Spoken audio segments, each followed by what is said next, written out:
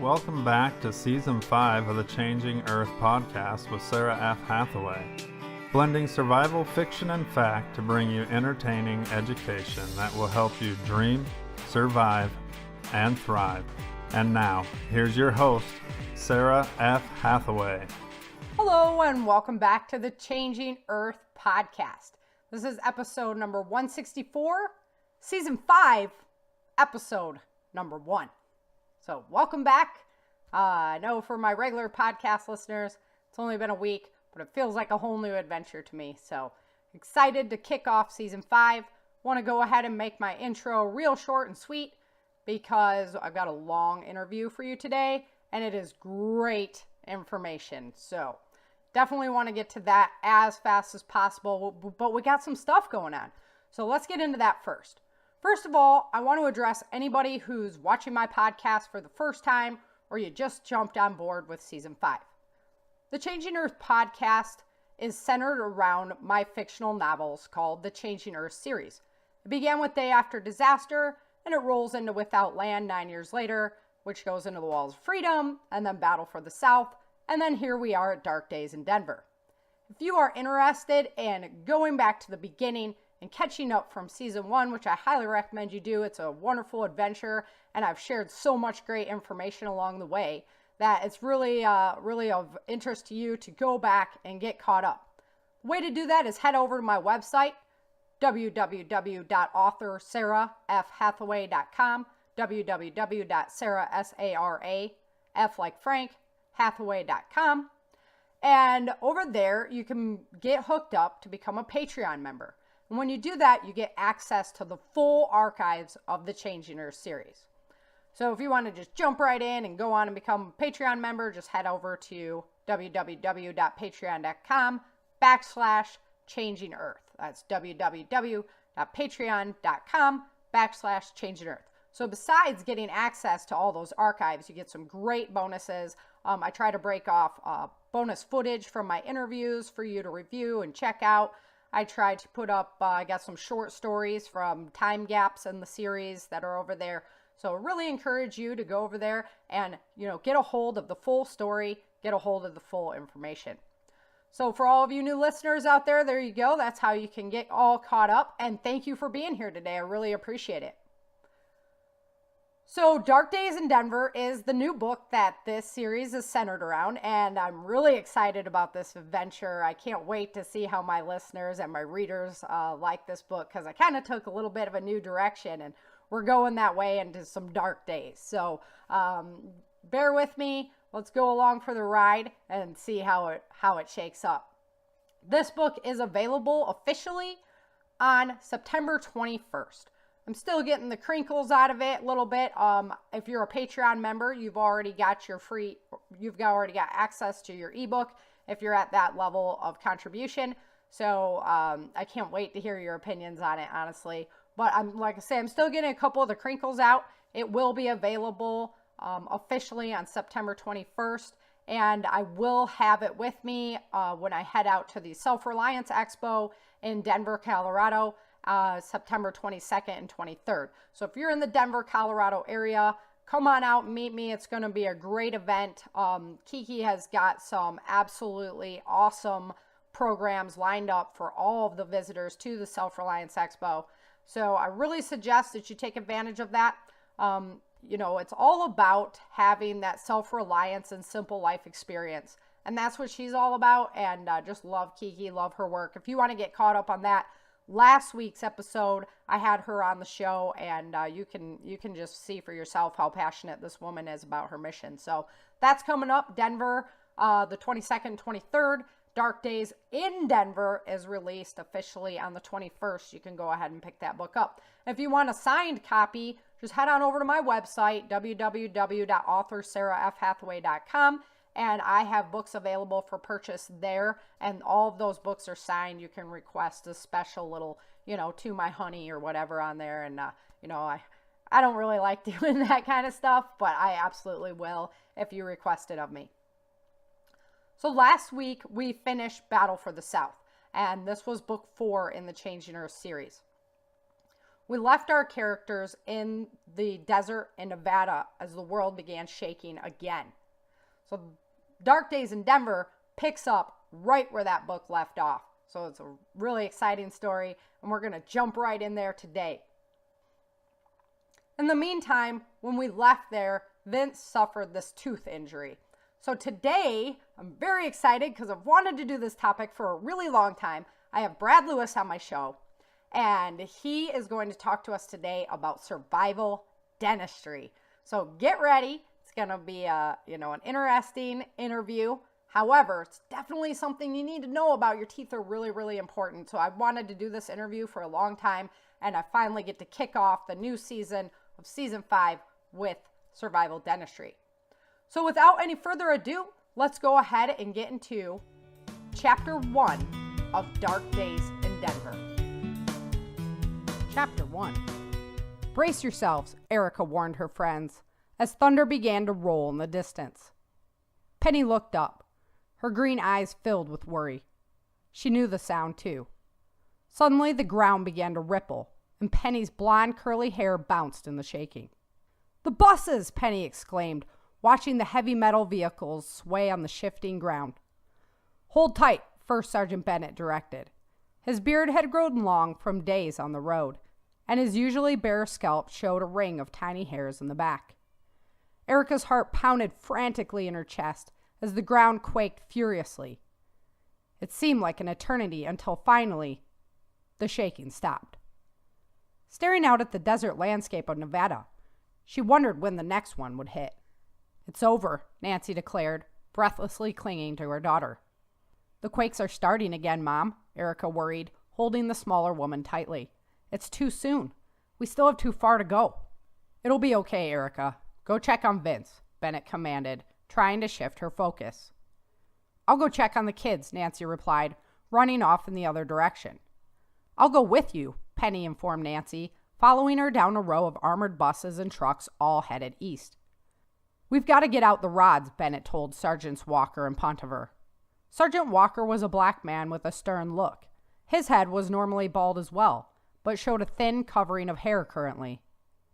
A reliable friend to Erica, Sergeant Walker had known her since their days in the Las Vegas refugee camp.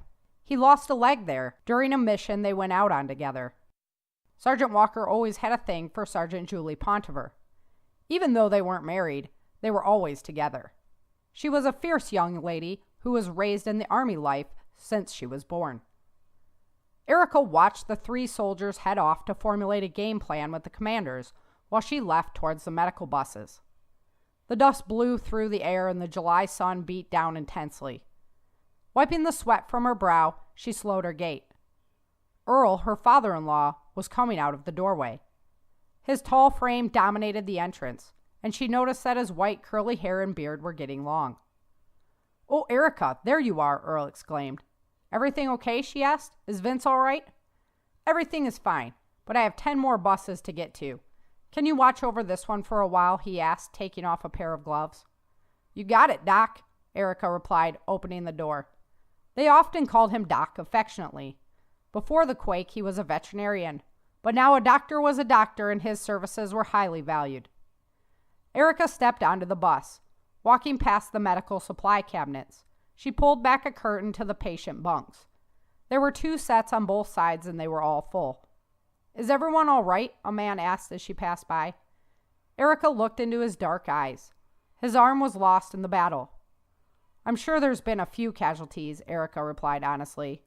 "But at least we weren't around any buildings," she chuckled. "Isn't that the truth?" Vince commented, watching her approach. Erica loved his hazel eyes and curly hair. As she got closer, she could see the yellow stars that outlined his pupils. "How are you feeling, mister?" Erica asked him, sitting down on the edge of his bunk. "Like I've been hit by a truck," he replied groggily, smiling at her. "You look like you've been hit by a truck," Erica admitted, staring at his bruised face and missing tooth. "Oh yeah," Vince replied, reaching up to touch the space where his tooth had been. "That stupid piece of garbage," Vince mumbled, commenting on the captain that removed it. "When did the captain manage that one?" Erica asked. Their unit had just completed liberating the Las Vegas refugee camp. During the battle, Vince went to the leader of the FEMA camp to settle a long-standing grudge. The leader, Matthew, sent his captain to work on Vince's face. Erica didn't see the duel. She was only witness to the aftermath. Right at the start, he even pointed to his tooth afterwards. Vince laughed a little. Erica shared his chuckle, remembering the day Vince knocked out the captain's tooth in that very same refugee camp in Las Vegas. Don't worry too much about it, Erica reassured him. It's kind of cute. Yeah, I bet, Vince laughed. They looked sharply at one another as they heard the thunder rolling, and then the ground started to shake again. Much to Erica's surprise, the supplies on the bus moved very little, even with the tilting back and forth that was happening. Running to the front of the bus, Erica opened the door. Dexter was outside, holding tight to the rods that extended out vertically from the bus. Nice, Erica exclaimed. I got you, Mom, Dexter told her. Trucker, his faithful Rottweiler companion, bounced around at his heels. Did Grandma get Daniel? Erica asked.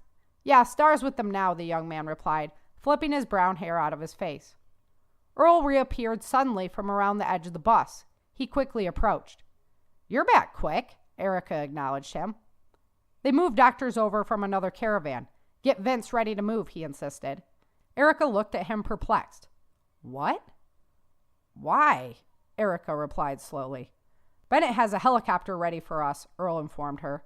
What about the kids and my mom? Erica asked. They're coming with us, Earl replied. What about Greg and Penny? Erica wondered. She'd worked too hard to reunite with her lifetime friends to leave them again now. There's only room for us. Bennett wants you out of here, Earl insisted. We can send the chopper back for them. I'm going in to check on Vince.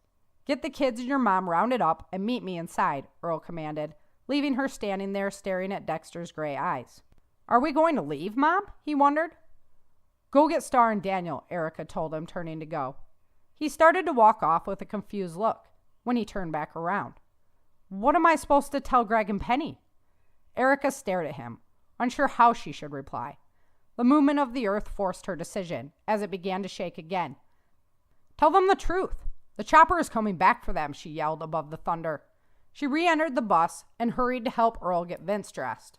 Dexter and Trucker took off into the caravan of vehicles. Dex found Greg with the Fox family. Bo Fox was born in Australia and had moved to Arizona. He was brought to the camp with his family after their home was lost to a gigantic sinkhole. Greg and Bo had formed quite a bond while Vince and Erica were away. Dexter approached them as they worked to steady two buses that were missing poles. Dexter, give us a hand, Greg urged, trying to guide a long metal pole into a sheath that ran under the bus. Sweat dripped through his brown hair and clung to his small bit of facial hair.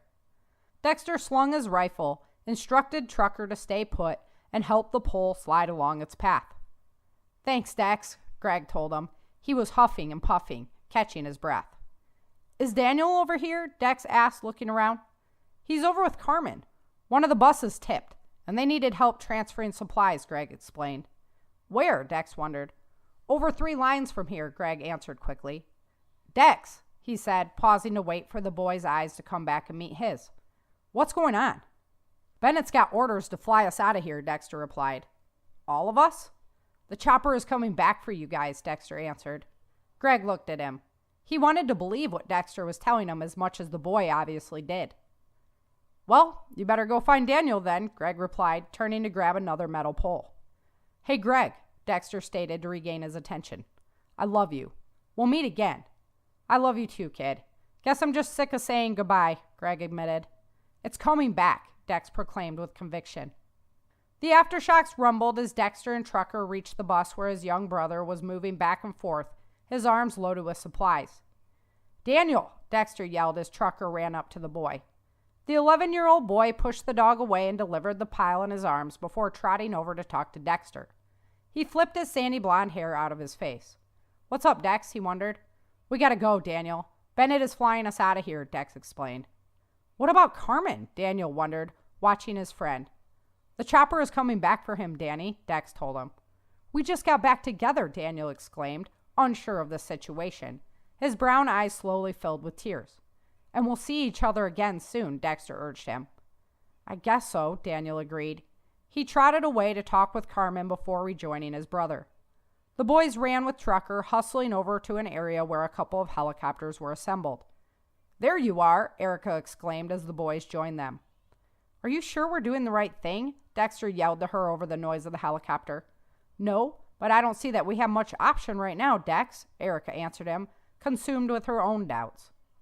They boarded the helicopter as another quake started. Lifting off the ground, Erica watched the chaos unfold. People scrambled in between the buses as the mass of humanity pushed east. They thundered above it, flying across land that Erica had traveled as a rescue recruit on her first mission. She knew eventually they would pass by the town called New Dove. She remembered it well, a bright, shiny beacon of hope on the edge of the forest. Her eyes scanned ahead, anticipating the city, but she noticed a crack in the earth instead. She pointed it out to Vince. Their eyes following it, the rift looked massive and deep. As it continued along, Erica was horrified to see people fleeing the city.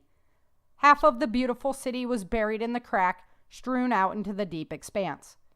It wasn't the only rift that the stress of the earthquakes formed along the journey. Erica looked towards First Sergeant Bennett, riding in the passenger seat. His brown eyes met hers, and he gave her a thumbs up. But Erica wasn't so sure they should have left at all. Erica watched as the helicopter crossed a vast expanse of woodlands. It opened into a massive meadow filled with tents. Farmland surrounded it, and a small town could be seen in the distance. The endless rumble of the helicopter was becoming annoying, and Erica couldn't wait to be back on the ground. The helicopter touched down by the two others in what looked to be a mercenary training base. Erica's heart began to pound. She looked to First Sergeant Bennett for direction. He signaled her with his hands that it was okay. She squeezed Vince's hand tightly and put her faith in First Sergeant Bennett, as she had done so many times before. As soon as the helicopter hit the ground, Erica watched him bounce up and jump off, directing them to stand over by a small building in the distance. Helping Vince over to the indicated location, she heard the helicopter blades begin to slow. "I thought they were going back for Greg and Penny," Erica asked Vince. "Maybe they have to refuel," Vince suggested. A new lisp from the newly knocked out tooth was audible, but Erica figured he would get used to it, just like she would. "There's not much hope of getting him a dental implant anytime soon," she chuckled to herself. "Gotta love this life."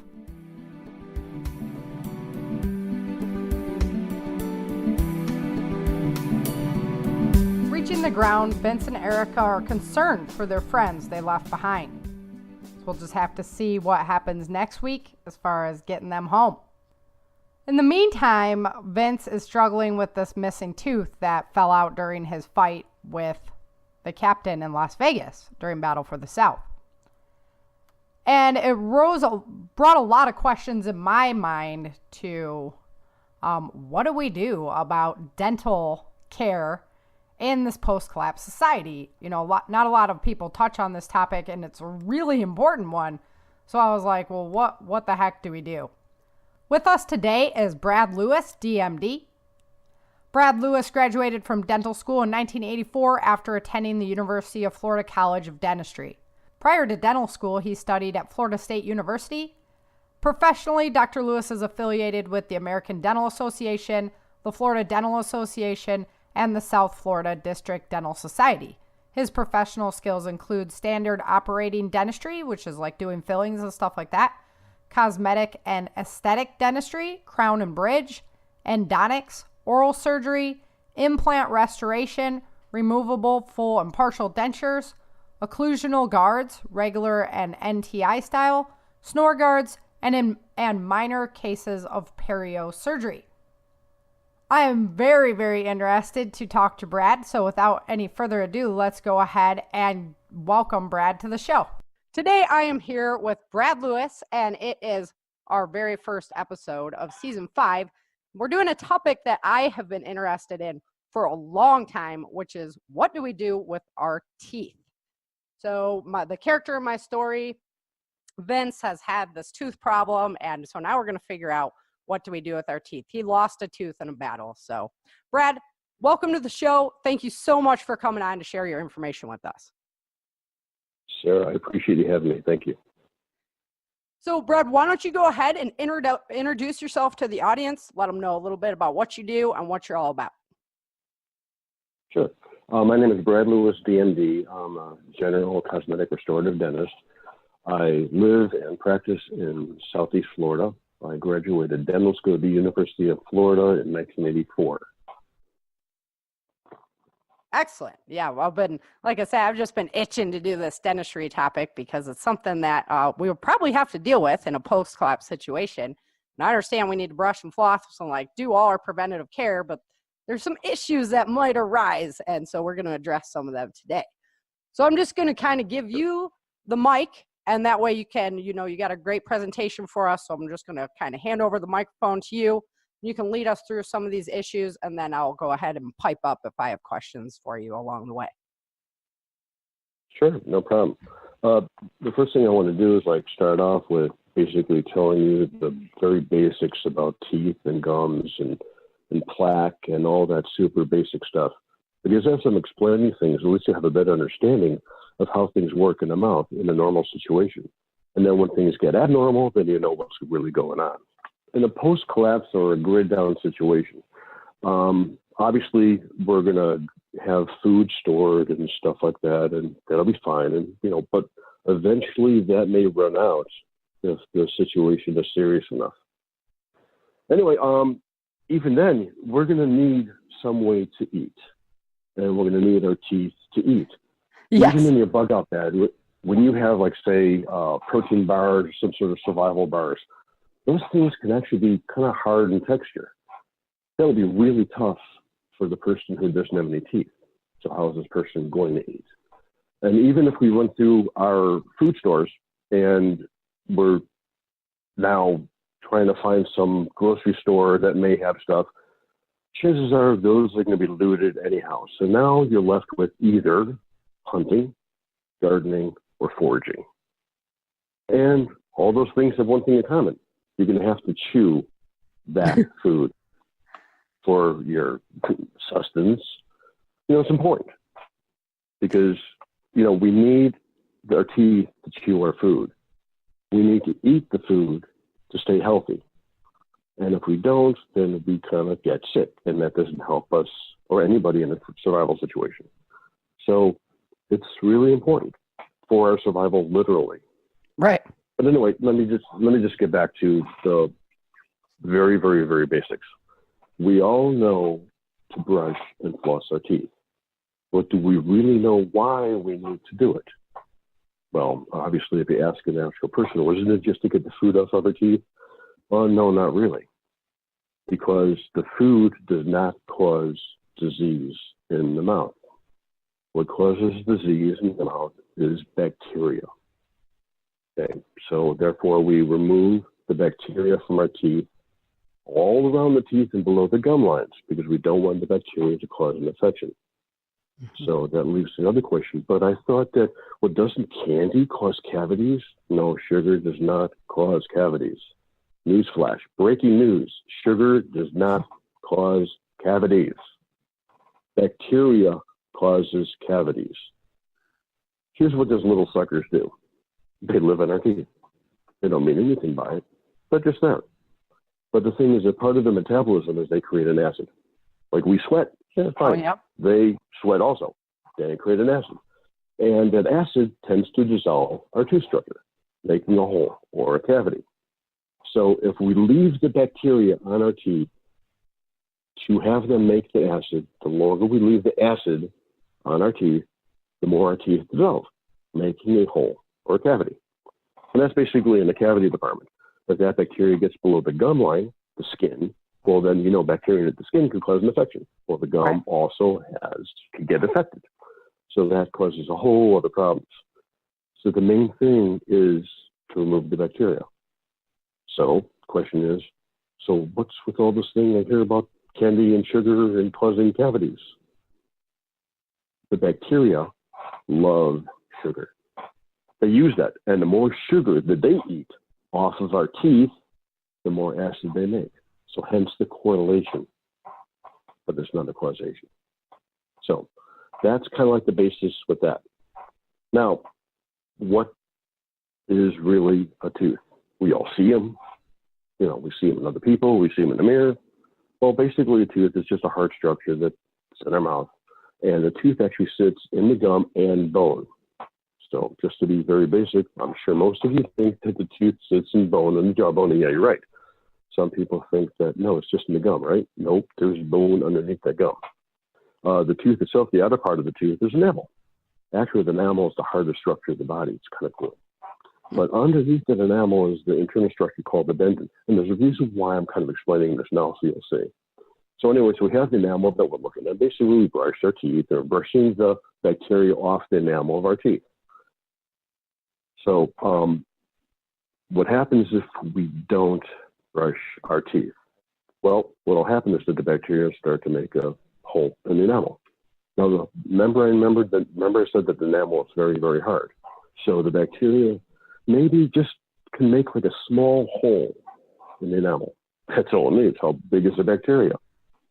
But once again, to the structure of the tooth underneath the enamel, the dentin, well, that's softer than the enamel. The acid that the bacteria make have a heyday with the dentin. And it kind of starts to resemble a bit of a sinkhole effect, where you could have a small hole from the surface, but underneath, it's a larger, more cavernous hole. Mm-hmm. So this is how cavities form. And usually to the surprise is that you may not even know that little small holes there, but the cavity is forming over a period of time. All of a sudden you may wake up or eating something and all of a sudden you find out that there's a huge hole in your tooth. Where the hell did that come from? Well, it's been there. But like a sinkhole, it kind of, where the top collapses because there's no more support underneath, all of a sudden, bam, you have a big hole. Yeah. Sinkhole. Where did that come from? It's been happening over a period of time. So again, this is the reason why we brush or floss our teeth. And that's why we need the X-rays to actually see what the actual structure of the cavity like that is. It is extremely important because even though that I might see a small hole in the top of the tooth, the X-ray could actually show me inside the tooth to find out that that cavity is actually much bigger than a small hole that it sees visually. Gotcha. And it's kind of tough. Yeah. Mm-hmm. So this is kind of like the basis of it. When it comes to gum disease, the bacteria is infecting the gum underneath the tooth. So now the bacteria that's causing the gum disease may actually not make a hole in the tooth, like a cavity on the top of the tooth would be, but it infects the gum around it. When that gum gets infected, the body wants to fight that infection. So the body starts bringing in all these other cells and things like that to fight the infection. In the process, bone to get eaten away from around the tooth. Oh, got it. So in periodontal disease, especially in severe periodontal disease, it can actually result in tooth loss without any cavity being present. So you can see two disease processes can occur by bacteria. It's not necessarily the same bacteria that causes disease, but let's just lump bacteria as bacteria, not to make this too complicated. Right. So it's all important. Yep. Yeah. So now you understand like the basis of what can be happening in our mouth. So let's see exactly like what can we do to prevent it, because obviously in a grid-down situation, and we have a problem, we're going to want to try to take care of that problem. That can be harder than we think. You mentioned the fact is that we may need an X-ray to do a proper diagnosis and how big that cavity is. Grid-down situation, we won't have that ability. Even for a dentist, how am I supposed to know how big a cavity is if I can't see underneath the cavity? So that'll be kind of tough. Right. I have heard some chatter on the internet, and a little bit even in this group, that would say that, well, that you just, if you have a hole in your tooth, just fill it. Okay. But you don't just merely fill a tooth, because remember that the reason why the tooth has got a hole in it is because it is literally dissolving and rotting out. So you don't want to just put something over it. Don't you want to remove that infected tissue, that tooth structure? If you've got a big hole in your wall because of termites, you don't want to start putting spackle over the wall. Right. You want to remove, because you're not going to be solving anything unless you remove the infected wood. So same thing with a teeth, but obviously a tooth is a vital structure. Remember I told you the tooth sits in bone. Well, it doesn't just basically touch the bone. There's a ligament between the tooth structure and a bone. And that ligament basically kind of gives a sensation of bite. Say, for instance, if you were like, say, at a picnic at a beach or the park, whatever, and like a little bit of dirt gets into your sandwich, you could feel it immediately if you bite down on it. Mm-hmm. Also, looking at the tooth giving you that sensation. So Okay. as you can see, the tooth is a living structure. It's not just a hole in the wall or a hole in the fender of your car, even though I will be using those analogies, in a second. But, so you can't be taken away with it. Remember I told you about the sinkhole effect? Right. Those people that feel that, well, okay, fine, great, so I'll just like plug up that hole in my tooth. Well, again, you're leaving the decay in the teeth. You don't want to do that. Well, then how do I remove the decay? Well, we, the dentists, have specific instruments. Well, the rotary instruments, well, as you refer to as drills, would remove the decayed tooth structure so we could finally get to the very healthy, sound tooth structure. That's great. We removed all the decayed tooth structure, the dead tissue, if you will, of that tooth. And then we could then fill the tooth back up and restore it to proper shape, which is cool. But sometimes, remember that sinkhole, again, I keep on referring to? Well, like with the sinkhole, if you think about a sinkhole in the street, okay, and you see like a hole in the street, but if you actually carefully, if you walk over to the sinkhole, and I say carefully, look in the sinkhole, you're going to find out that part of the ground underneath that asphalt, well, there's no more ground there, and the asphalt is basically now unsupported. And that's when it starts to crumble in on itself, unless you get too close to the asphalt that's unsupported and you fall in the sinkhole. Well, going back to the tooth and the cavity, you could have a small hole there, but now the dentin underneath has been totally eaten away from around there, and now that enamel that's above it is also unsupported. So if you can try to fill in this hole, we, the dentist, we remove that unsupported enamel with our instruments so that we could thoroughly clean the tooth out. In a grid-down situation, that would be very, very, very, very difficult for the average person and pretty challenging for a dentist too. Just to kind of like, I want to just emphasize how difficult it would be to do a DIY of dentistry on yourself.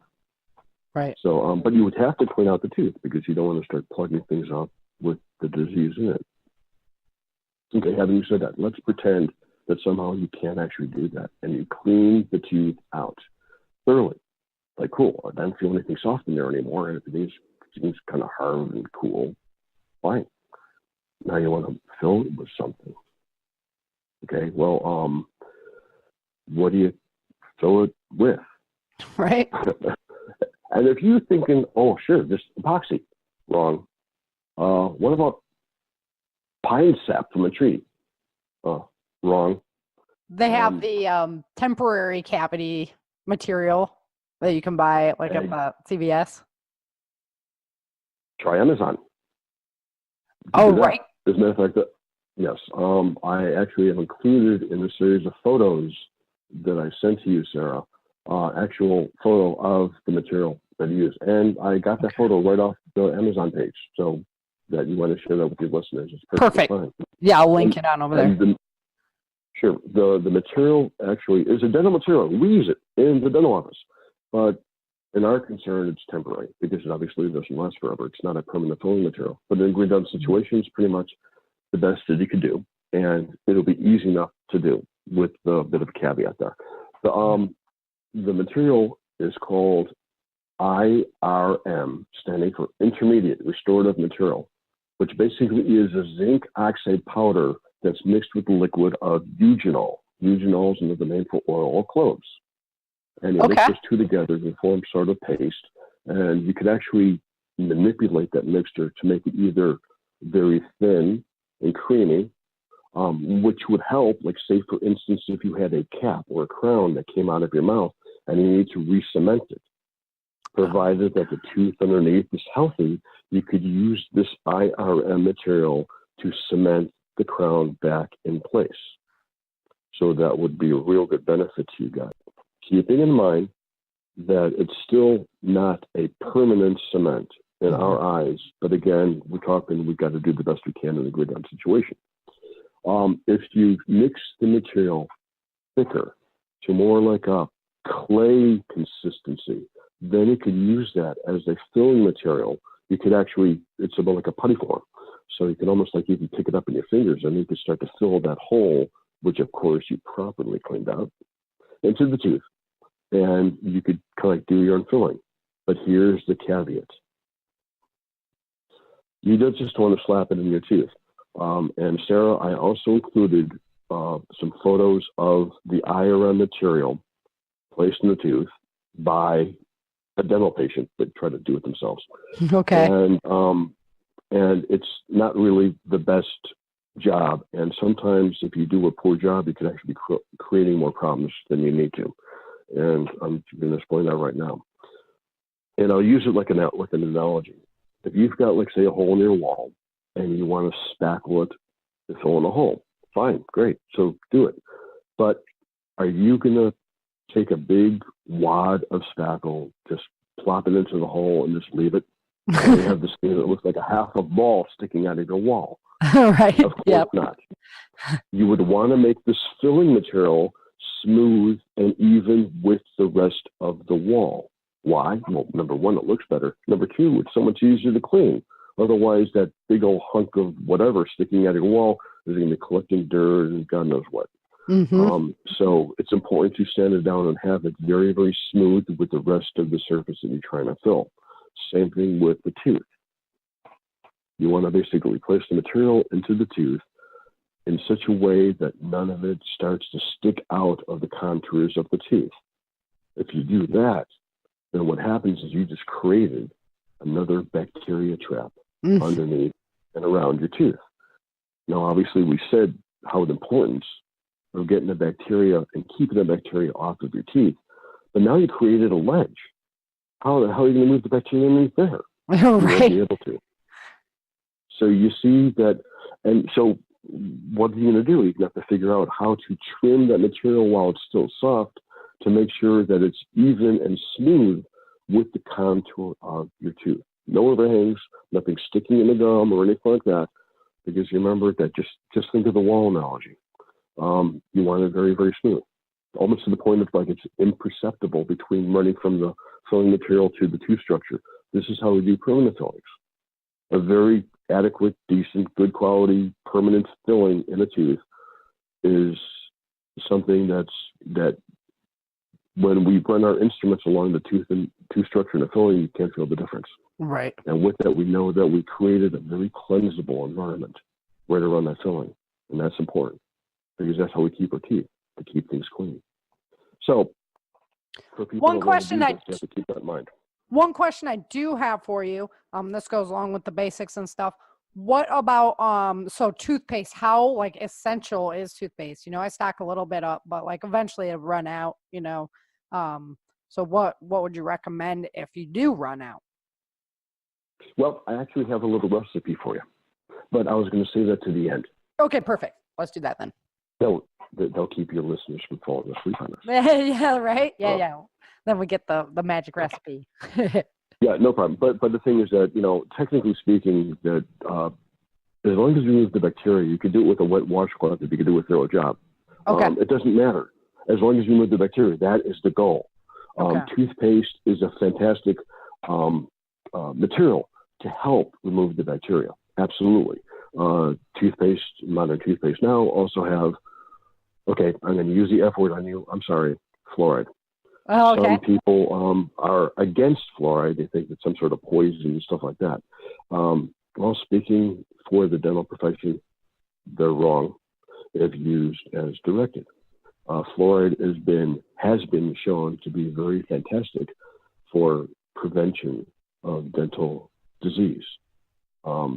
What it does is it actually leaches into the enamel of the tooth to make that enamel more resistant to the acid that the bacteria produce. Gotcha. Therefore, it helps prevent cavities. So, yes, I know people have got a lot of opinions about fluoride. They're entitled to those opinions. But I've been a dentist for over 34 years. I've seen how it works. There's in societies, communities that have fluoridated water, we see less and less and less cavities. It's a good thing. Again, like I said, use as directed. If you take too much water, you drown.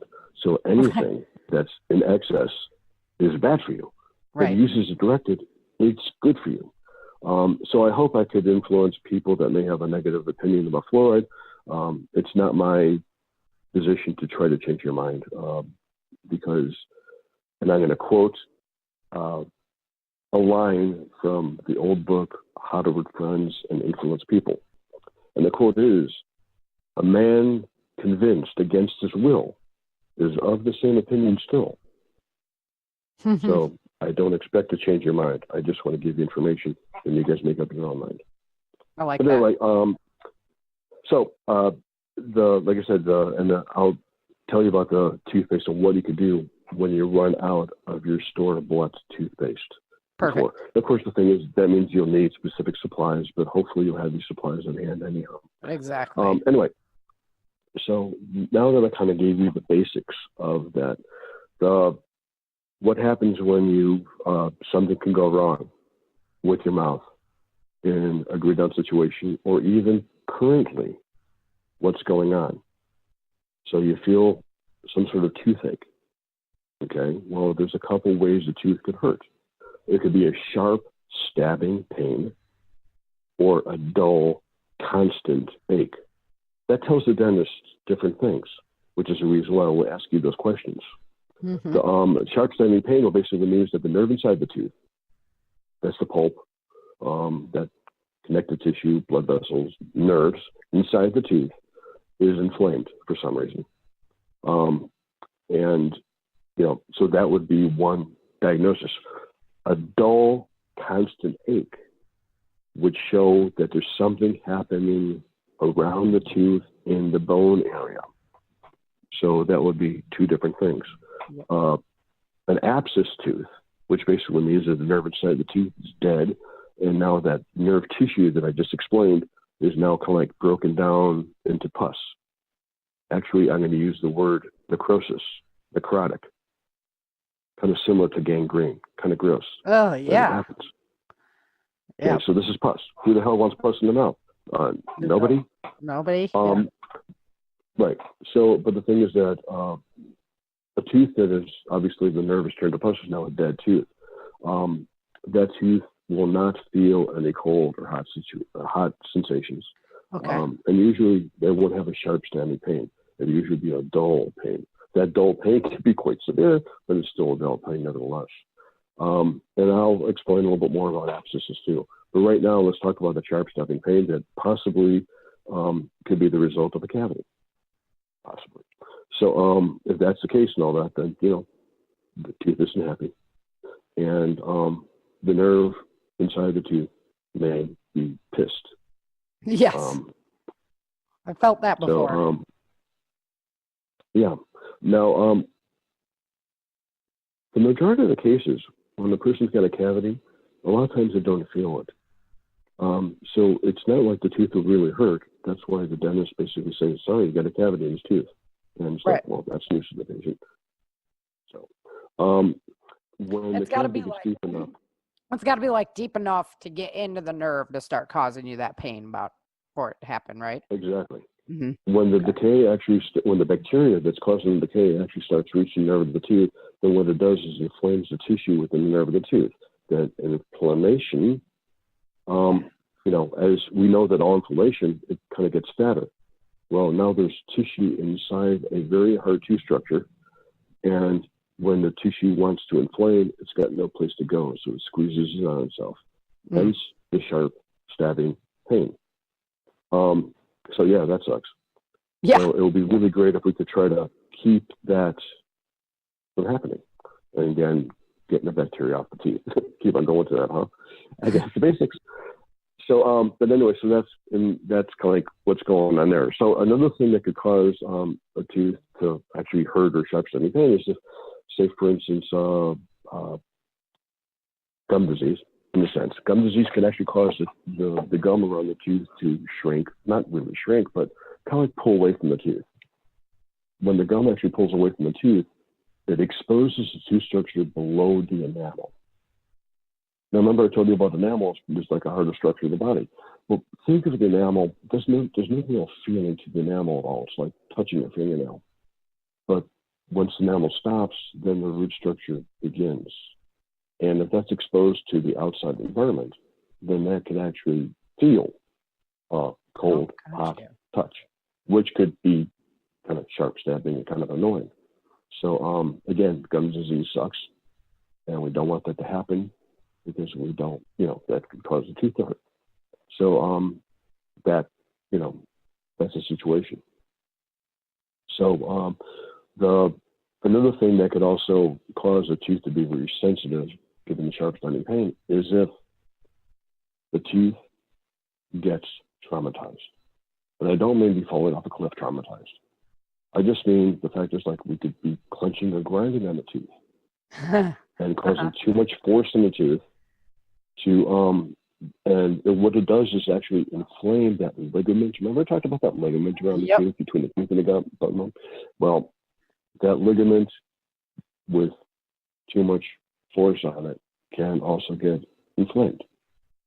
And that could cause the nerve inside the tooth to be very hypersensitive, sensitive to cold, stuff like that.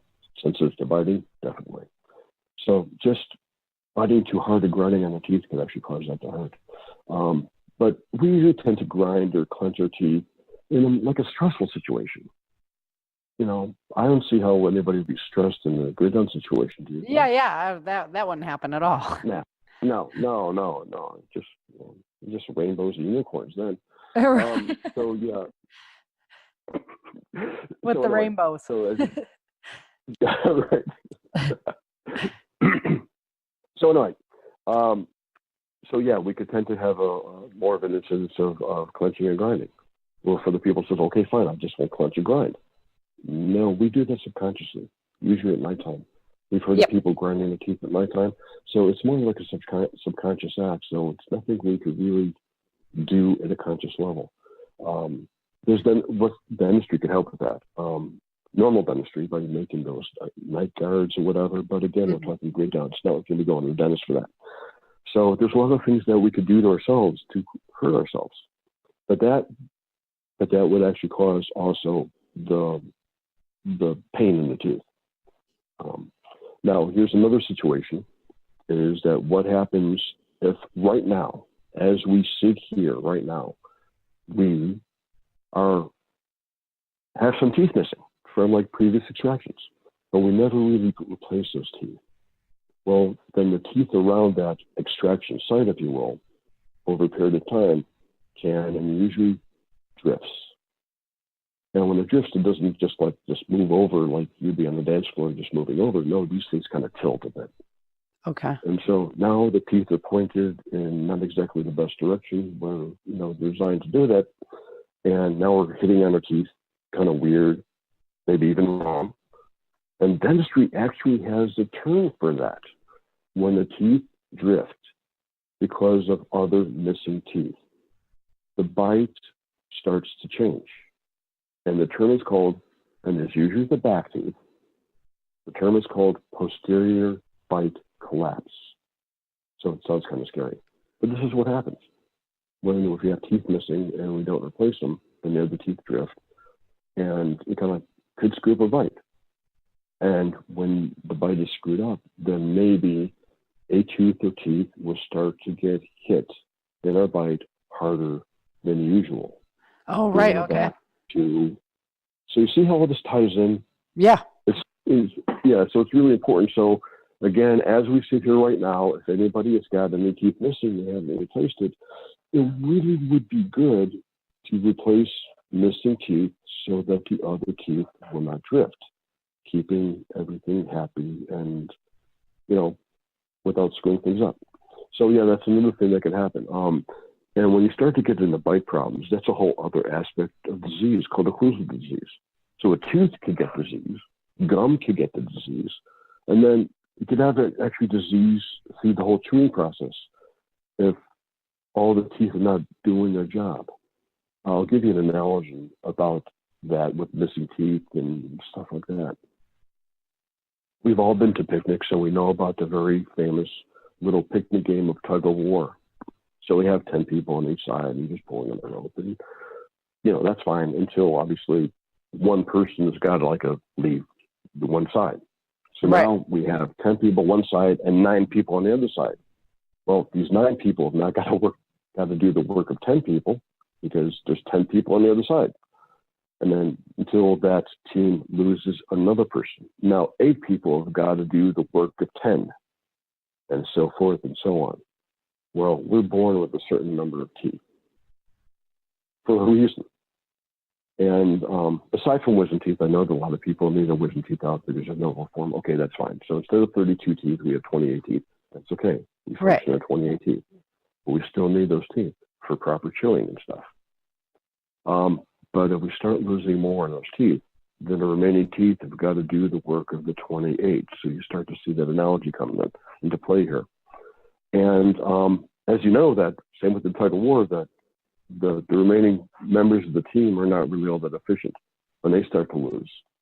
So as people start to lose their teeth and they don't replace them, the other teeth are not really engineered to do all that extra work. And they don't last as long as they could if we all had a full complement of teeth. Mm-hmm. So it's a cascading effect. So that kind of sucks too.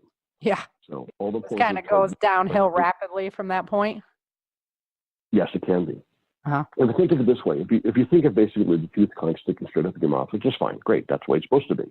And so that means we could brush and floss the teeth around there.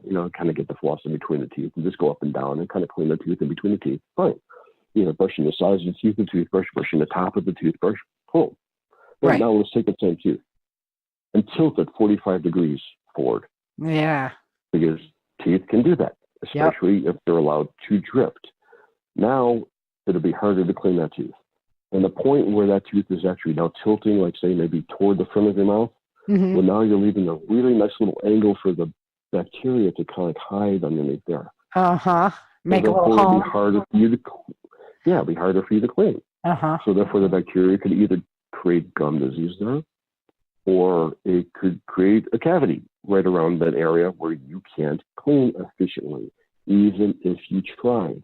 Now you made it harder for you to clean. All because the tooth is kind of shifted out of position and now made it harder to do that. And Sarah, there's another photo that I sent to you that shows a wisdom tooth that does not come through the gum all the way, and it's tilted. So therefore, we call that as partially impacted tooth. And you can see the tooth in a tilted formation, and that will be totally impossible for anybody to clean. So that would screw up that tooth and also the tooth in front of it, just to show you the importance of that. So that's what points in the right direction. That's what happened to my wisdom teeth. That they came up, but didn't come up all the way, and weren't lying in right. Yes, and that could obviously cause infection, inflammation of the gum around that tooth. Yep. There's a whole other mess. Yeah, because that food could get into the gum, but I couldn't clean it out of that area. Right. Exactly. Yeah. And frankly, I'm sure if that situation was in my mouth, I won't be able to clean it out very well either. And I'm a dentist. I should be able to do that. But some things just beyond my control if we've done the right situation. Mm-hmm. So we have to watch for that stuff. Like I said, the best way to prevent teeth from drifting, don't have any missing teeth. If it's already too late and you already have missing teeth, get them replaced. Okay. Many different ways of doing that, but again, that's not part of the SHTF scenario that we're talking here. So just go to your dentist and have them figure it out. Yeah. But anyway, so with that, okay, so we talked about the tooth and anatomy and stuff like that. We talked about different things involving like what causes cavities and how a tooth can hurt if you break a tooth, which happens. That could also leave a very sharp edge of the tooth structure. Yeah. Which can actually cut your lip, your cheek, or your tongue. And that kind of sucks there too. Usually when teeth are broken, it's time to have a crown placed in that tooth, given the amount of tooth structure that's actually missing, provided the rest of the tooth is healthy. If it's structural break, therefore that means there's no decay in the tooth, there's no disease in the tooth, it's just a structural break. Say for instance that you bumped your teeth with, like, say, a beer bottle or something like that. It happens. Then put a crown on the tooth and restore the tooth to proper form and function. Fine, go on your way. Grid down situation, a little bit tougher to do. You've got to be wary of that. If that happens, obviously you're not going to be able to put a crown on the tooth. And no, you can't use somebody else's crown. These crowns are made specifically for the tooth. Just had to say that. Sorry. Yep. Yeah, I was surprised actually, like how small it. Mine was like tiny. I was like, oh my gosh, my tooth is only that big. Okay, that's weird. Yeah. It's dentistry is a profession of working in little holes. So, Yeah. Which is also the reason why most of us wear some sort of magnifying lens Right. when we're working. Yeah. So and sometimes even accessory light on our foreheads to even see better, because it's literally microsurgery, if you will, that we do day in and day out. Yep. But anyway, so obviously you can't put a crown on the tooth, so you have to do the best you can. If there's any way that maybe you can just round off the sharp edges, then you can at least kind of get by. Okay. But now you have obviously a structure on that tooth that's going to be a little bit more roughened, easier for the plaque to adhere to. Mm-hmm. So you have to be a lot more diligent to kind of keep that area clean. And hopefully when you break the tooth, it's not going to give you much pain. Once again, kind of get past the enamel, that dentin structure builds. And that's where we would feel hot and cold sensitivity and sensitivity to touch when we have exposed dentin. So sorry that you broke your tooth, and this may hurt. But it is what it is. You just have to do the best you can. Above all, keep the bacteria off the teeth. Yeah, don't open your beer bottles with your mouth, and then you break less teeth. That'll be fine. Sometimes people don't even do that. Sometimes the beer bottle is perfectly open, but they just had one too many, and now the coordination is very good. Fair and enough. The bottle off into their teeth. It happens, and I've seen it. I've seen a lot of stuff, and I've dealt with broken teeth because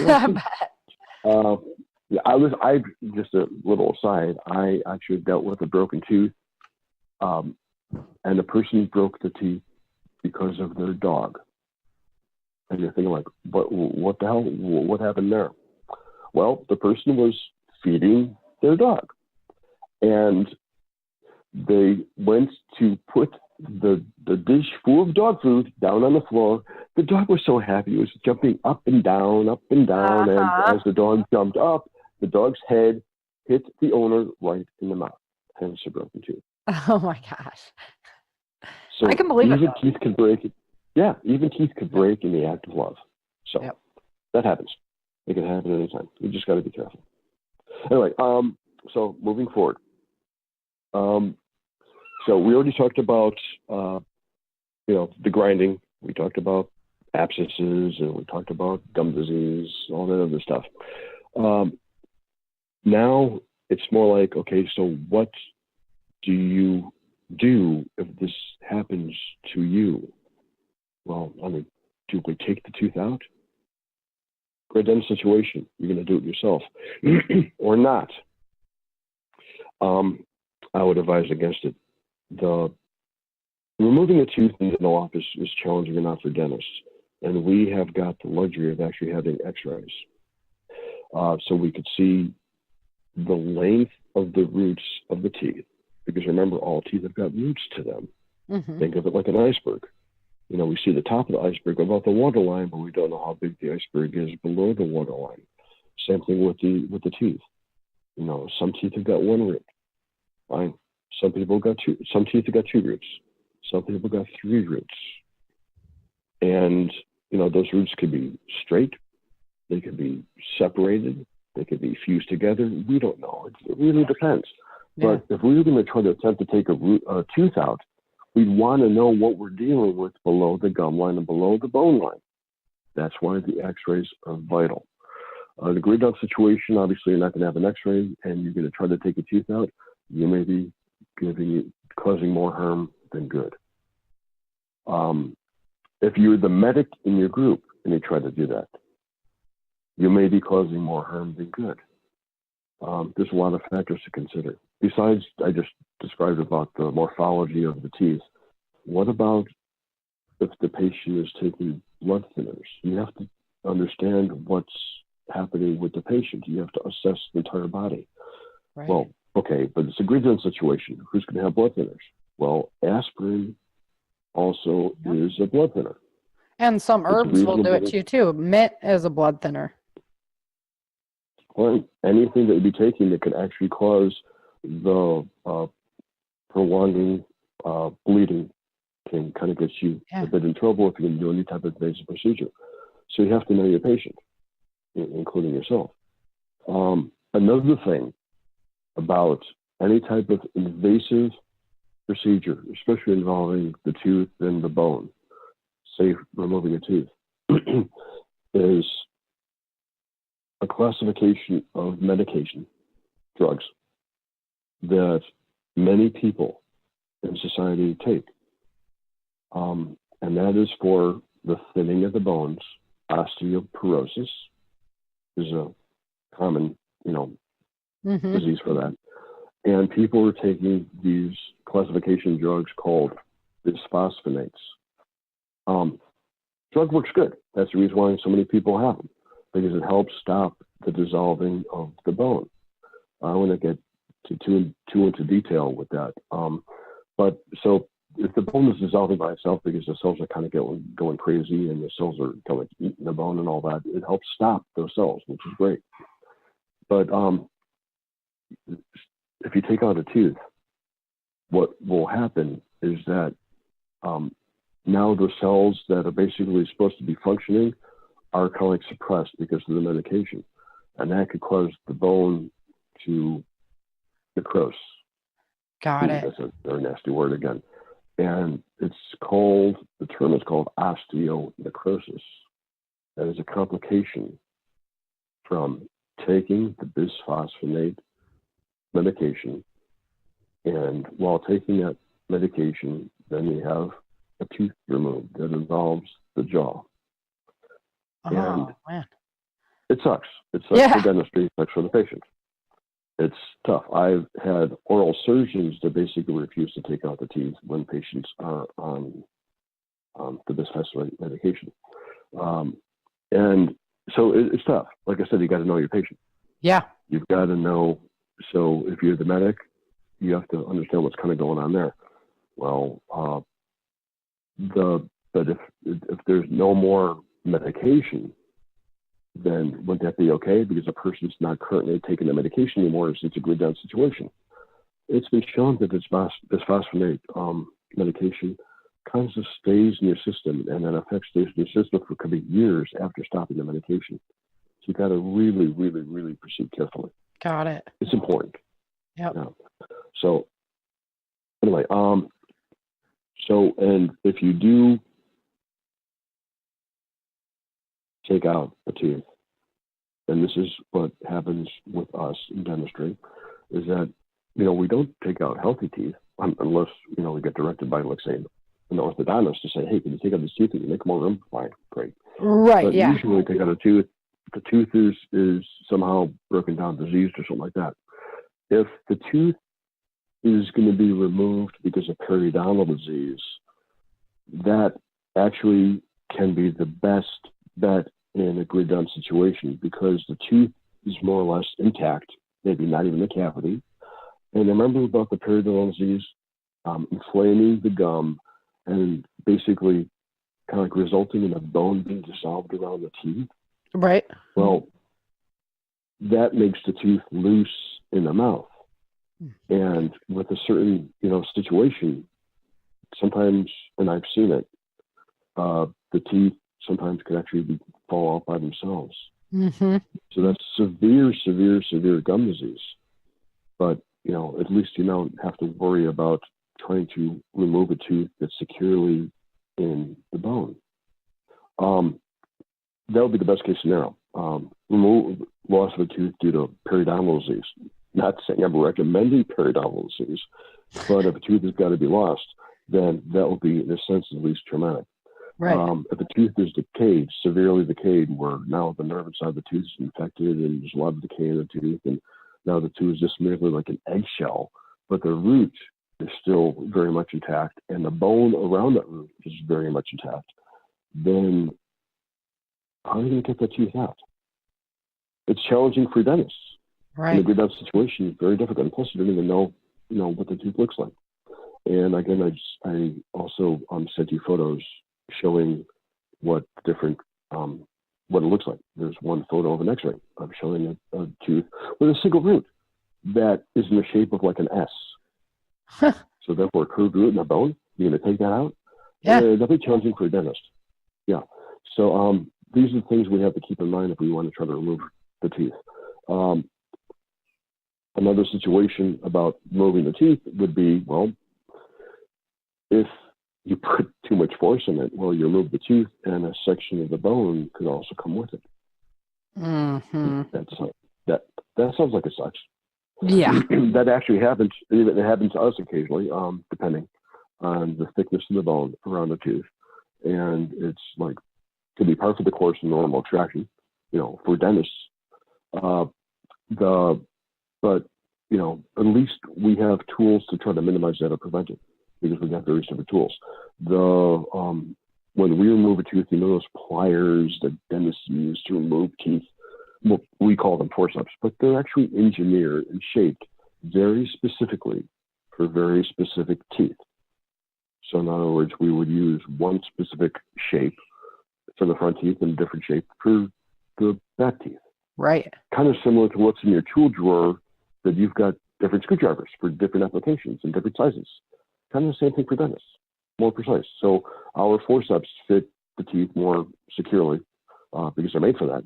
And from there, we are able to exert more proper leverage on the teeth to remove it to minimize the trauma to the patient. On the other hand, if you want to use pliers called Craftsman, Snap-on, or Home Depot, good luck with that. Yeah, right. So I don't mean to be so negative and all that, but I just don't want anybody to hurt themselves. Yeah. Well, and if you go to grip it and then the whole tooth just dissolves under the pliers, I mean, you could have a worse situation on your hand. Well, yeah, basically now you're left with just infected root in your jaw. Yeah. And there's nothing to grab to at all. Dentists can do that because we can surgically go, below the gum line and remove the remaining part of the tooth. Right. You can't do that. And now I'll give you another analogy. In your backyard, you basically have a tree. It's a dead tree. And the top of the tree above the ground is kind of like rotted now, kind of like even with the level of the grass, the ground. Right. But now you want to remove the rest of the tree below the ground. There's nothing to grab to. Yeah. What are you going to do? Well, obviously, then you would dig the earth around that tree. And if you had an idea exactly where those roots are, how long those roots are, and stuff like that, then you may be able to remove the entire root complex in that tree. But you're going to have to do some digging. Yeah. To bring it back to dentistry, that means we have to remove some bone. You can see how that would be impossible in a great dental situation. Yeah. Even for a dentist. Yeah, with no x-rays, so you can't see what you're doing at all. How would you get rid of, so that's going to be really super painful for somebody, though, right? Like, what can we do for pain? Clove? The oil cloves work pretty much vital teeth. Okay. When the tooth is dead and abscess, it's not going to work because now the infection has kind of gone beyond the tooth structure now into the bone and gum area.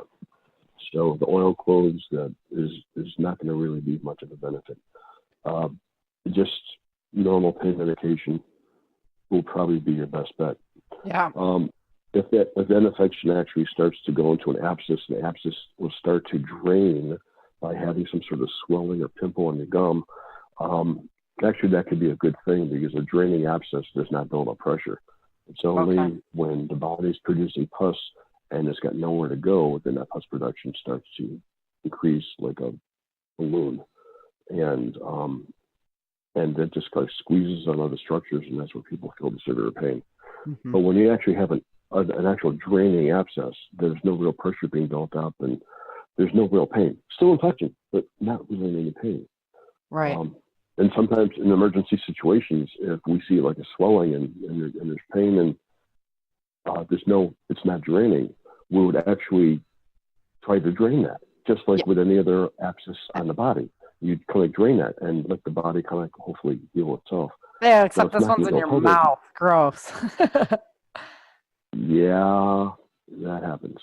Yeah, that's gross. And even if you do that, remember the fact that you're still leaving that infected tooth in your mouth. Just don't expect it to get better. It's just a sucky situation. Mm-hmm. But anyway, I talked to that. I mentioned that term about osteonecrosis, and that's that medication and all that. Sometimes, if when we remove a tooth, the bone doesn't heal very quickly. If people have heard the term dry sockets. Yep. You heard that term? Yeah, I got it when I did my wisdom teeth. Yep. Yeah, I'm sorry that you had experienced that. I was working at a smoothie shop, so I was drinking out of too many straws. Okay, fine. So what do you think happened, possibly? What's your opinion about what happened with drinking on the straws after you just had a tooth removed? What do you think is going on there? I don't know why it caused that to happen. Well, I guess it was like the sucking motion of it that pulled the... Okay, so... Yeah. So what's sucky about the sucking motion? I don't know. I don't know. Okay, I'll tell you. When we remove a tooth, a routine extraction, whatever, fine. You remove the tooth. Remember, we know that the tooth sits in bone, so now there's a socket that the tooth was in. Uh-huh. And obviously blood will go into that socket. Okay, fine. So the dentist gives you gauze to bite on and stuff like that. And eventually the bleeding stops. Great. Well, the blood that was in the socket will clot. Cool. That's fine. And the healing tissue will start to kind of grow into the clot, which is also cool. That's like what we want. But if somewhere along the line that clot gets disturbed and doesn't form or gets flushed out or whatever, then we're left with a socket that doesn't have that blood clot in it. Oh. That socket is dry socket. Get it? Yep. And now the body will heal. It'll heal eventually. As a matter of fact, if you go back to the dentist with a dry socket, the dentist basically will give some maybe gauze or some ointment or whatever to kind of put it in the socket to make it feel better. Pack it. But it's not exactly. But the thing is there's nothing magical with the packing. It's just basically making you feel better. And we just have to wait for it to heal itself. It'll be slower than if the clot was there. It'll be more painful than if the clot was there, but eventually it will heal. And so what the dentist does is something more like palliative and, just to kind of get you feeling better while we're waiting, and it'll take a little while. And it's not a good situation, but it happens. Yeah, I chewed on Q-tips of Orajel, if I remember correctly, because that did still work, so I just put the Orajel on a Q-tip and chew on that. Yeah, but hey, whatever works just to get you to feel better. Right.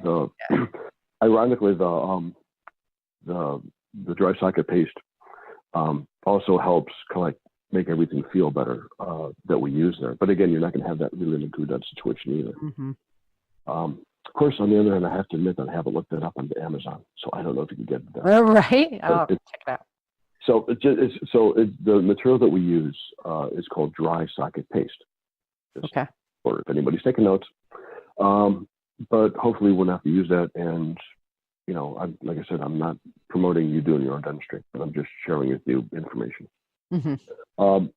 So anyway, so we have that. And I already explained to you about the right tool for the right job. Remember those forceps and the shapes and stuff like that. Even when we're removing decay, we're using these instruments that are the right tool for the right job. So that's all important. And if you don't have the right tool, then you're going to basically be doing a compromised job. There's one thing that we're kind of also haven't discussed yet is the lack of anesthesia. Yeah. Okay. You want to just run that through your mind just for a second? I'll wait. Right. Yeah. Okay, done.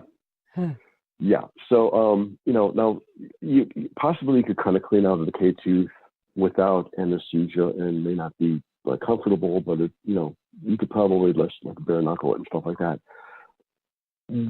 When you want to consider taking out a tooth, good luck. Right. That will be really, really tough. Now, listen, it's been done before. Obviously, they've been taking out teeth before they invented anesthesia. And, it is how it is. But you just want to kind of maybe keep that in mind. That'll be difficult. Okay. So So anyway, so we discussed about, not removing all the decay from the teeth. We talked about the filling material. The filling material is, it's not really for long term, so I don't think it's permanent. Right. If you do use it, you may have to monitor it, and if you feel it wearing down or wearing out, you may need to replace it. It's just something you've got to do, and pray to God you're kind of keeping all the bacteria out of there, so that the bacteria doesn't sneak in underneath between the filling material and the tooth structure, which happens to permanent fillings also. What about using hydrogen peroxide as like a rinse before you were to do something like that? Hydrogen peroxide is more beneficial for keeping the gums healthy and against the bacteria of the gums. And actually, I'll explain why. There's usually a reason for everything in life. And the bacteria, the specific bacteria that kind of do the nasties on the gums, causing gum disease, is what we call anaerobic bacteria. Okay. You know what that means? Yep. Anaerobic bacteria basically means they thrive in the lack of oxygen. Okay, that's where they live. Hydrogen peroxide, on the other hand, H2O2, actually puts oxygen in the environment where the anaerobic bacteria live. Oh, that bacteria get pissed. They don't like it. And that would help kind of kill them. So hydrogen peroxide is beneficial against the bacteria that causes gum disease. So that's a benefit, but it's not going to really do much as far as bacteria in the tooth decay. Got you. You want to keep that in mind. And when I kind of give you the little recipe for the homemade toothpaste, you'll understand what I'm talking about. That'll help benefit the bacteria that is causing decay and the bacteria that causes the gum disease. Okay, so you'll see it's kind of like it's a win-win for both. Okay, so we talked about that. And we also remember we talked about the when you're trying to place the filling material in, if you don't have the proper contour and the shape of the filling, you cause more harm than good. Right. So that happens. Okay. If you basically are experiencing a toothache that's causing swelling, sometimes it's just swelling around the tooth. Sometimes the swelling could get bigger and worse. It could actually be serious. If it's a lower tooth and the swelling gets so big, it could actually kind of like go into the tissue spaces of the jaw and neck and occasionally down into the chest area. No, that's not going to be good for the heart. Yeah, no. If it's an upper tooth and the swelling gets diffuse, big, it could cause the whole cheek and eye complex to swell up, and go through the tissue spaces. It could kind of go up, kind of to the brain, which also is not all that great. Oh, yeah. So it's something you really want to deal with. If you could somehow drain that swelling, that would be good, because basically the body's producing something that it wants to kind of get rid of.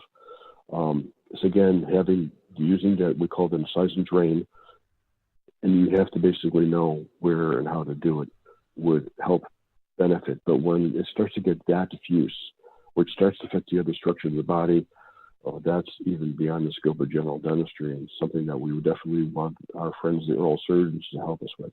That's serious. So I want to keep that in mind. Yeah. So now we talked about tooth loss. We talked about that term posterior bite collapse.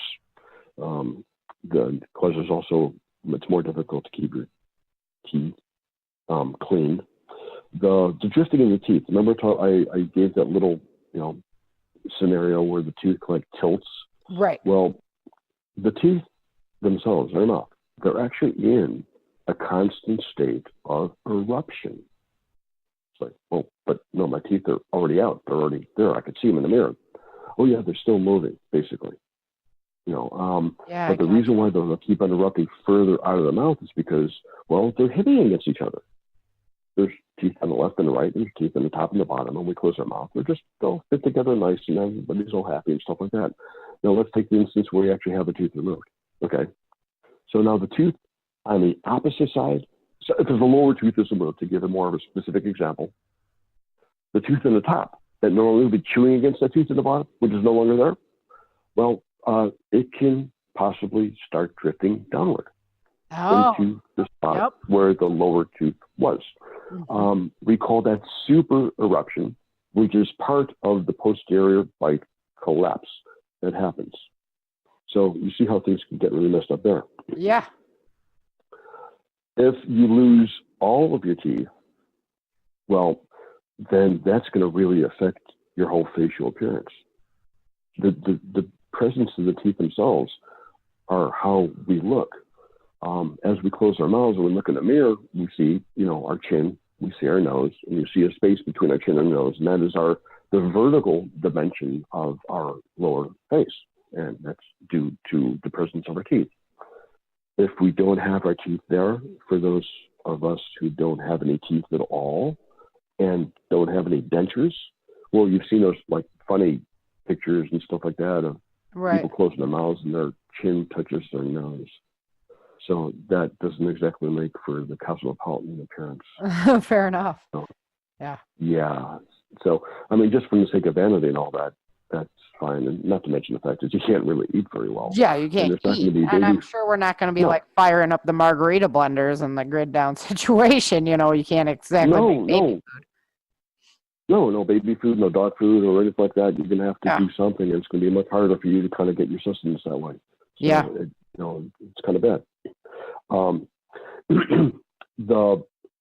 Also, what happens when we lose our teeth, whether one tooth or all of the teeth, the bone and the teeth have got a really like a cool relationship, and the bone is kind of healthy when the teeth are in place.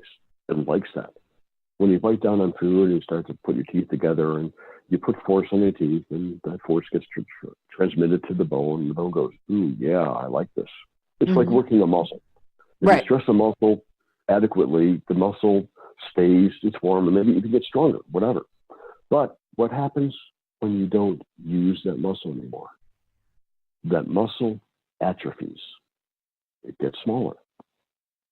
When we don't have teeth in our jawbone, that jawbone over a period of time resorbs, gets smaller.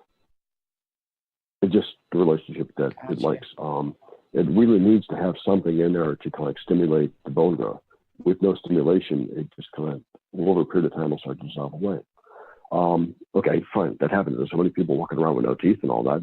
And what these people do, the ones that have full dentures, if they got the full dentures like possibly years ago, as they get older, you're going to find out as the dentures need to be replaced, it's harder and harder to fit new dentures because their jawbone may have resorbed, making it harder to fit dentures on the new level of bone.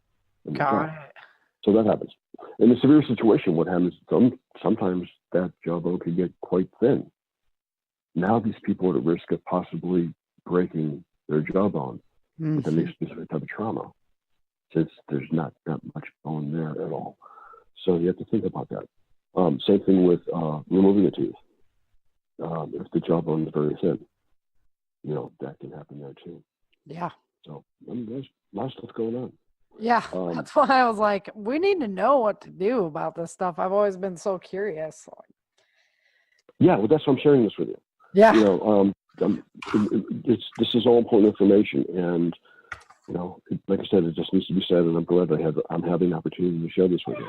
Yeah. So again, the teeth are important because it helps chew our food. Yeah. Chewing food is important because it helps us eat. Eating is important because it puts nutrients in the body.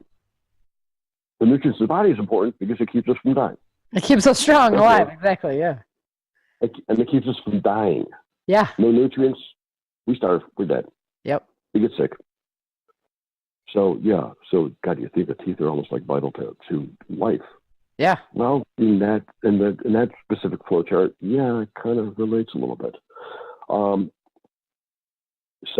And remember the fact is we're not going to have any refined foods in the grid-on situation, so we're going to need our teeth more than not. Right. Like I said, hunting, gardening, foraging, we're going to need some way to chew. And Another thing that I just want to bring up is the relationship of oral disease, specifically gum disease, the bacteria that causes gum disease, and how it can affect the rest of our body. There's a correlation of gum disease to cardiovascular disease. Yep. So I've heard that before. Yeah, well, that's been shown by studies numerous times. So a correlation of that, it's not the only cause of cardiovascular disease, but it contributes. Right. So if you want to take care of your body, then removing the bacteria from your teeth and gums will help. And if you leave it there, you're kind of increasing the chance of the bacteria doing nasty throughout your body. So I could go on a list of other things that the periodontal or the gum bacteria can affect the body. But again, I think you guys are kind of getting the point without like driving this thing home. Anyway, so we talked about, how to prevent this. So here's the thing that is cool. Number one, we use a toothbrush. That removes the bacteria from the tops of teeth, the cheek side of the teeth, the lip side of the teeth, and the tongue side of the teeth. Cool. Great. Now, but the thing is, the bristles of the brush will not get in between the teeth. You have teeth all lined up in a row and they're touching each other. The bristles just won't fit in there. Right. But the bacteria will. So how do you remove the bacteria from in between the teeth where the brush won't reach? Floss. See how that works? Yep. That's why we floss. Also, you could use toothpicks. Some people got like bigger spaces between the teeth than that. Yeah. And you can use the toothpick to actually as an adjunct to cleaning the teeth in between the teeth and stuff like that. Now, it says, well, gee, why can't I just rinse my teeth with water? I mean, I get all the stuff off the teeth that way, right? No, the bacteria that's on our teeth actually make the sticky substance. And the sticky substance is like flypaper. So the bacteria literally stick to the teeth. Just rinsing with water is not going to work. You have to manually remove the bacteria from the teeth. I'll give you a little analogy with that. We all been through those car washes where the self car washes with a big spray. They had this really high water spray and you're washing the car that way and stuff like that. Yep. So you're washing the car with a big water spray.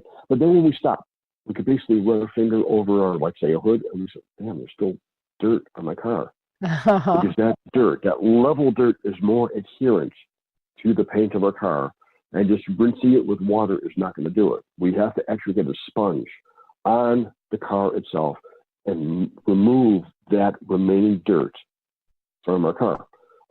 Same thing with bacteria. Just blasting it with a water pick or rinsing with water is not going to do the job totally. It'll remove large pieces of food and stuff like that, but it's not going to be removing, the layer of adherent bacteria. Okay. So what happens if we don't remove the bacteria from our teeth? We just let it sit there. People have heard the term tartar. Tartar is the street term for the term we use in dentistry called calculus. And what that is that hard accumulation that happens on our teeth. Okay.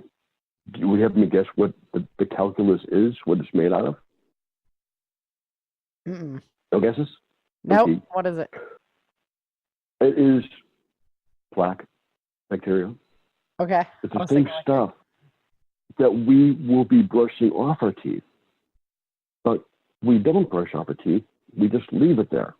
And it just accumulates. Okay, but how does it get hard? Yeah. Well, it's because of our saliva. The calcium ions in our saliva mineralize or barnacleize, if you will. Oh, got you. Plaque that we're leaving beyond. And now it's just collecting and collecting and collecting and collecting and putting layers upon layers of now this hard calcified bacteria on our teeth. Oh, that does a number to the gums big time. So and we've seen in my industry, people caked up with this calculus. And I have photos that I gave you that indicate that. So you can share that with your listeners if you want. Excellent. It actually is kind of gross. Yeah, and that's like they uh, have to like chisel that off, basically, right? we've got very specific instruments to do that. Yes, absolutely. Once it's hardened on your teeth, a toothbrush is not going to be removing that. It's just Right. barnacleized. And if you've got a boat, the fact is the barnacles on the bottom of your boat is because you haven't cleaned your boat. Right. Yeah. And the same thing with the teeth. Okay, you haven't cleaned your teeth. So when I see a patient that has got all this calculus on their teeth, you don't have to be Columbo to figure out they haven't really been brushing their teeth. Yeah. Why have But you not they been say to me, brushing? but doctor, I do brush my teeth. As I'm looking at the evidence that they're not, and it's like, Right. okay, Yeah. who's lying to who here? It's either lying to me or they're lying to themselves. So yeah, what we see and what we hear are way two different things from our patients. But yeah, the thing is that's all preventable. Calculus is extremely preventable. You get your teeth cleaned, get all that stuff off of your teeth. You go home, you brush and floss your teeth. It stays off. Yep. The only time it comes back on is if you leave it on. Kind of simple, but yet hard. Huh? So anyway, so toothbrush, toothpaste, okay, is important. Toothpaste, basically the stuff that we buy in the store, has got like abrasive in it, a silica abrasive. That also helps like remove the stuff from our teeth, the bad stuff. Even some stain, fine. It removes the teeth, kind of keeps the tooth structure clean. That's cool. Flossing, we just talked about flossing. Mouth rinse is really important because it helps like rinse away some of the bacteria that maybe even the floss and the toothbrush can't even quite reach. Yeah. So that's kind of cool. I would say probably the best over-the-counter stuff will be Listerine in the various forms of flavors that they have now. And that'll be kind of good. Don't get crazy with it. I mean, use as directed. Don't overuse it. Listerine has got alcohol in it. Again, don't overuse it. Right. For those people that are either sensitive to alcohol or are alcoholic, if I could say so myself, please use a caution. You may want to try to avoid that. Kind of keep the rest of your health body too. That's kind of cool. Also, another thing is that Listerine can be a little bit on the acidic side. So overuse in that could also maybe precipitate a little bit more of dissolving. So again, use as directed will be fine. Toothpicks are good. Sometimes people have spaces between their teeth where such spaces, like say for instance, it's full with food and bacteria and all that, and try to use a floss. And the floss is just way too narrow to really do an adequate cleaning of that area. So you use a toothpick to kind of clean that area, and then use the floss against the tooth structure to remove the remaining bacterium. So that's important too. Okay, so are you ready for the recipe? Yes. Cool. All right. Okay. I'm trying to keep up with my notes, so I can share all the great info. So yeah. Oh, you take it. Oh, gee, I wish you were recording this because then you wouldn't have to worry about it. Right, yeah, I know. If only I was recording, then I wouldn't have that. Right. Well, okay, it'll be our secret. Just don't tell anybody. Anyway, Right. Anyway, a good home remedy for toothpaste can be made Okay. with baking soda, hydrogen peroxide, and salt. So your baking soda and salt is obviously being particulate, and hydrogen peroxide is a liquid. You mix the two together to make a paste substance, and you could brush your teeth with that. That's kind of cool. Now, let me explain why each of those ingredients actually is beneficial. We just like throw those things together, willy-nilly. Baking soda is basic, acid, base, kind of high school science here. Yep. So basic, that neutralizes the acid, basically? Eggs, yeah, no pun intended. Thank you very much. Yes, it exactly does that. So yes, the baking soda helps neutralize the acidic environment that the bacteria are creating. So that's cool. The salt, well, as you remember, our mothers used to tell us when we had a sore throat, we have to gargle and rinse with salt water. Oh, right? yeah. Right.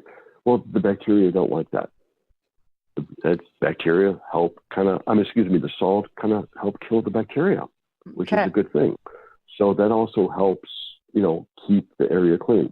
And what about the hydrogen peroxide? I already explained about how you could introduce oxygen into the anaerobic environment to help kill those bacteria. So see how cool that is. Yeah, absolutely.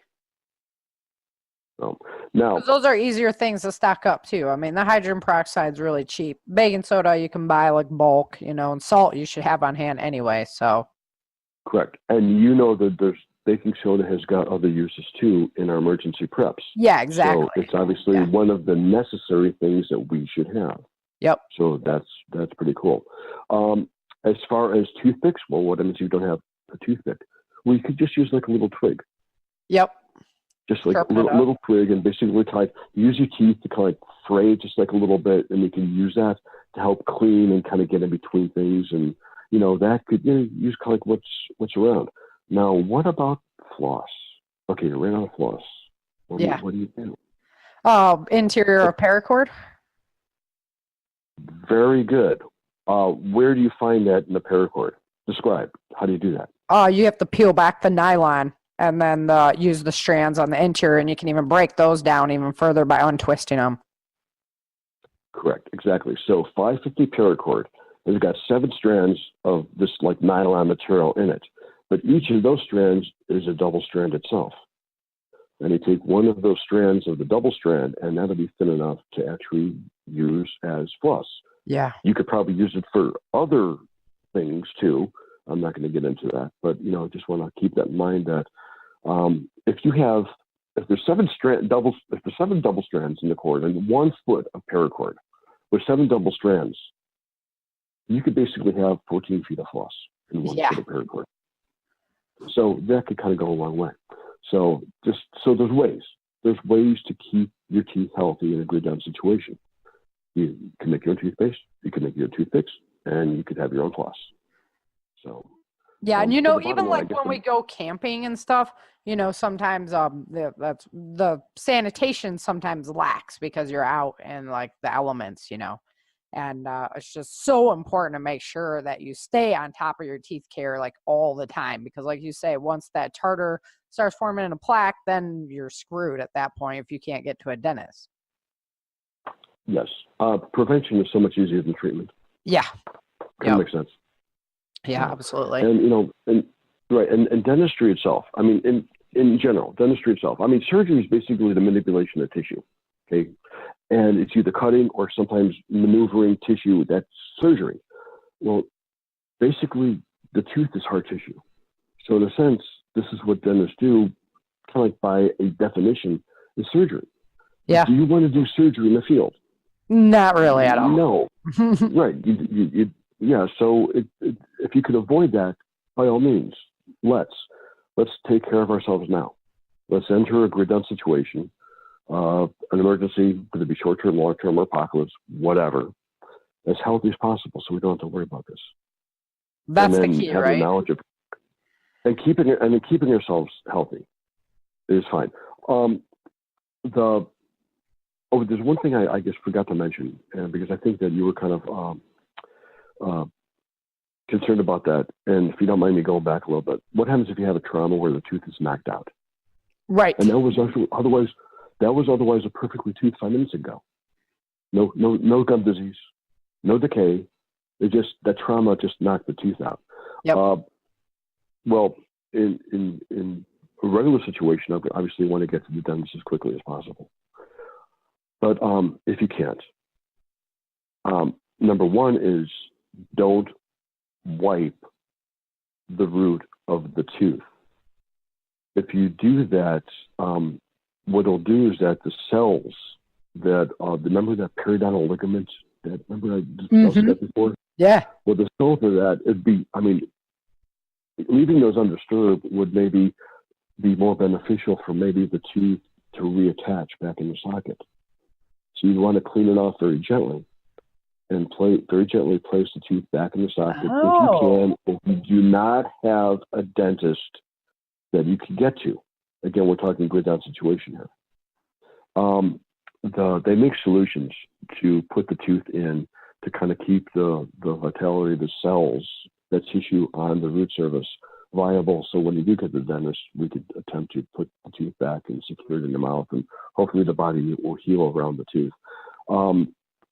I didn't even think about that. Right. There are specific solutions you could get. Milk would be another solution you could put it in, but again, in a granular situation, very few people can actually have milk. Right. The last case scenario would be basically rinse the dirt off of that extracted tooth, if you will, that avulsed tooth. That's a fancy name for a tooth getting knocked out, and put it in your mouth. Just keep it in your cheek. Keep the saliva will keep the tissue on the root of the tooth hydrated. Keep that from drying out. Not the best scenario, but still the other scenario. If you have to do it to yourself, place the tooth back into the socket gently. Make sure you put it in the right way, and somehow secure the tooth to adjacent teeth and keep it immobilized. Like if you'd broken your arm, you would keep that bone immobilized until it heals to the other bone. If you can, easier said than done. It's hard for the dentist to do it in the redundant situation. I don't know if it would be possible, but it is what it is. Right, like maybe you have some twist ties or something. You could do something like that. Maybe. Or just maybe use some of that paracord strand. Yeah. Okay. Whatever. That where it probably could be a bit untested. Yeah. I bet my character sure would have liked me to talk to you before I finished the book, so that way he could get his tooth back, maybe. Well, I want to try to answer as many questions as possible, especially within in the scenario even of your book, because things happen. Yeah. Right. Yeah. So you could do what you can. There's another thing that I want to bring up for those of people that have dentures, and if the dentures do break, sometimes, and this is something we've seen in dental office too, where they kind of come in and they try to glue it back together themselves. Okay, they do the best they can, but you remember that crazy glue stuff? Yeah. Well, actually, with the denture resin, that crazy glue actually dissolves the denture resin, so it makes it much harder to repair the denture that's now been had the crazy glue. So if you're doing that when times are kind of good, and you try to go to the dentist and all that, it's just harder for the dentist or the lab to repair that. In a grid down situation, we can't get the dentist to just do what you got to do. Right. Just want to share that with you. You better have some Gorilla Glue or something. Yeah. I mean, you have to do what you have to do. I mean, It is what it is. If you can't do it, then you don't have a denture. If you don't have a denture, then you don't have what you were using to chew food with. Yeah. So this time you have to do like whatever works. And then hope it lasts for as long as possible, right? Yeah. I mean, but I have another little smart-ass expression that I use. And basically the expression is, nothing lasts forever, except for herpes and fruitcake. Fruitcake.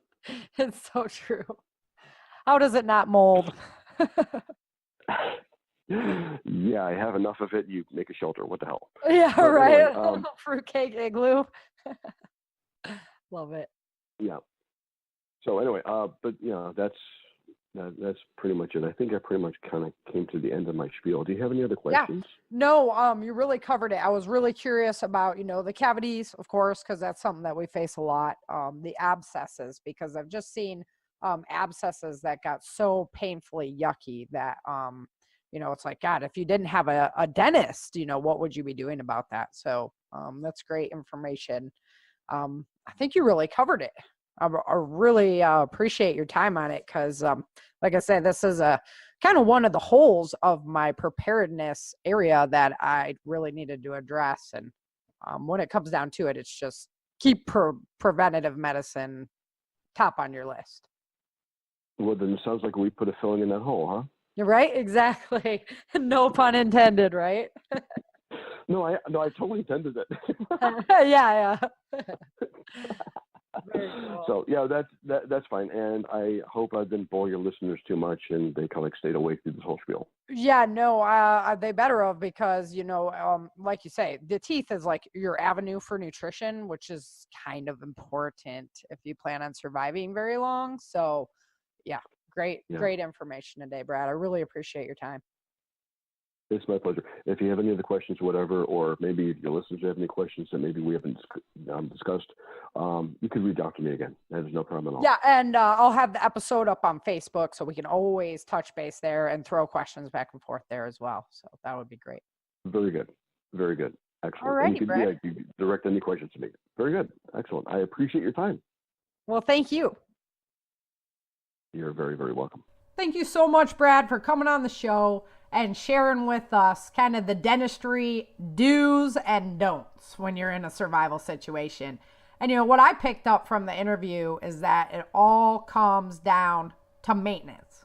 So make sure you have extra kits, toothbrushes, floss, your toothpaste mix up, so that you can take care of your teeth in these survival situations, because that is really, really important. I'd say it's just as important as physical fitness, because your body, your teeth, that's what you need to actually function.